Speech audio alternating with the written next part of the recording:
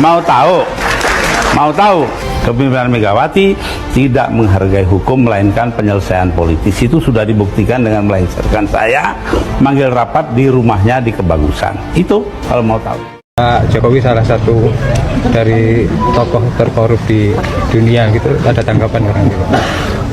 Ya terkorup apa? Yang dikorupsi apa? Ya dibuktikan apa? Ya sekarang kan banyak sekali fitnah, banyak sekali framing jahat, banyak sekali tuduhan-tuduhan tanpa ada bukti. Itu yang terjadi sekarang kan.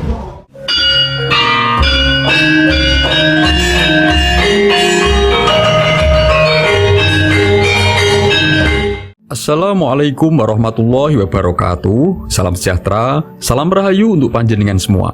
Sedulur, kepanikan adalah hal alamiah yang bisa dialami oleh setiap manusia. Tidak peduli dia seorang tokoh sekelas Pak Jokowi, bahkan sekelas Presiden Prabowo sekalipun. Tidak terkecuali dengan polemik politik yang sekarang ini sedang menjadi sorotan dan perhatian serius masyarakat, yaitu polemik pemecatan Pak Jokowi yang disusul dengan ditersangkakannya Hasto oleh KPK, sehingga berlanjut dengan munculnya ancaman berupa pengakuan adanya video skandal pejabat tinggi negara. Jika menilai secara objektif, salah satunya menggunakan penyebab dari sudut pandang spiritual, maka kita akan menemukan dan tahu siapa yang sebenarnya panik dan siapa yang seharusnya tidak perlu panik di tahun 2025. Karena sebenarnya dibalik apa yang sudah diperlihatkan oleh Pak Hasto dan kubu Ibu Megawati ke publik pada saat ini,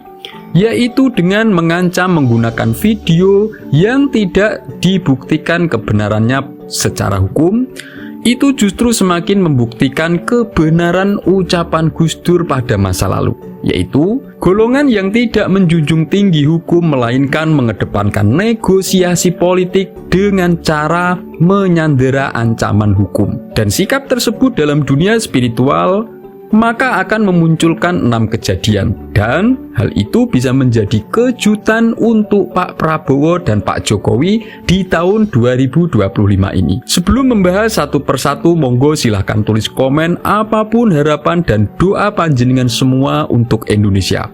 Bagi sedulur yang muslim, marilah sempatkan tulis komen sholawat agar hajat dan doa kita semua terkabul. Nah, kejadian pertama yaitu terkuaknya kebenaran ucapan Gus Dur yang akan membuka mata rakyat Indonesia untuk menyadarinya. Dalam spiritual, ini disebut cerminan energi kolektif. Pemimpin adalah cerminan dari kondisi kelompok yang dipimpinnya.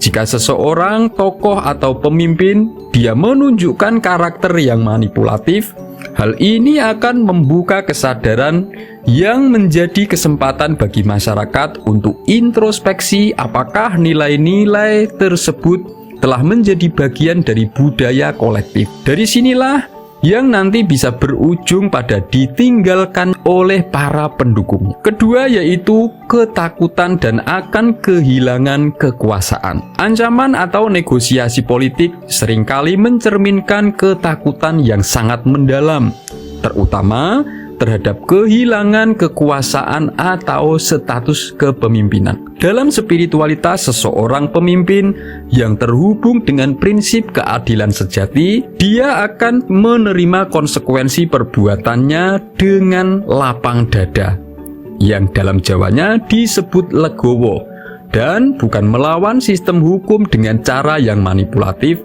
yang justru akan membuatnya kehilangan kekuatan kekuasaan. Ketiga yaitu pertanda penyalahgunaan amanah.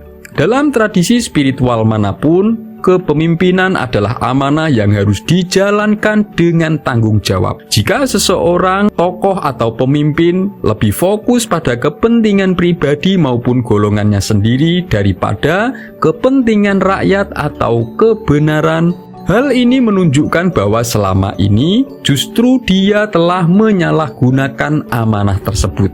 Dan dengan merekayasa hukum sebagai senjata yang dia gunakan sebelumnya untuk perlindungan diri dan golongannya. Keempat, yaitu akan kehilangan integritas moral.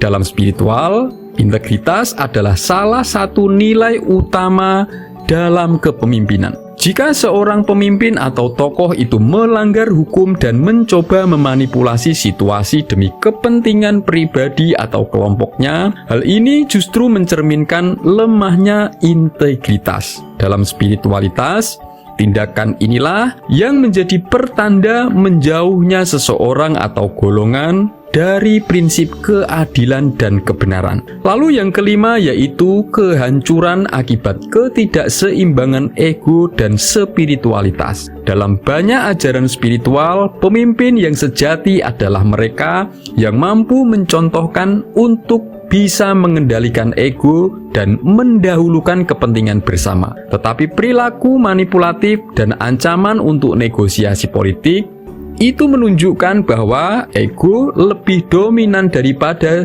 jiwa sejati para pemimpin tersebut, yang seharusnya bisa memimpin dengan rasa cinta, pengabdian, dan kebijaksanaan.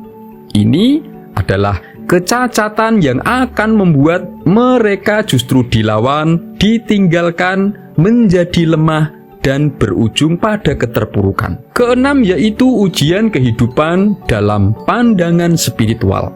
Situasi tersebut juga dapat dilihat sebagai bentuk ujian baik bagi pemimpin atau golongan maupun masyarakat yang dipimpinnya atau para pendukungnya. Ujian bagi pemimpinnya adalah untuk introspeksi dan memperbaiki dirinya, serta ujian bagi para pendukungnya untuk menentukan sikap apakah akan terus memberikan dukungan yang seperti itu atau mencari pemimpin yang lebih berintegritas. Inilah salah satu tantangan menuju perubahan yang akan menjadi kejutan besar untuk Pak Jokowi dan Pak Prabowo di tahun 2025. Semoga ini bermanfaat.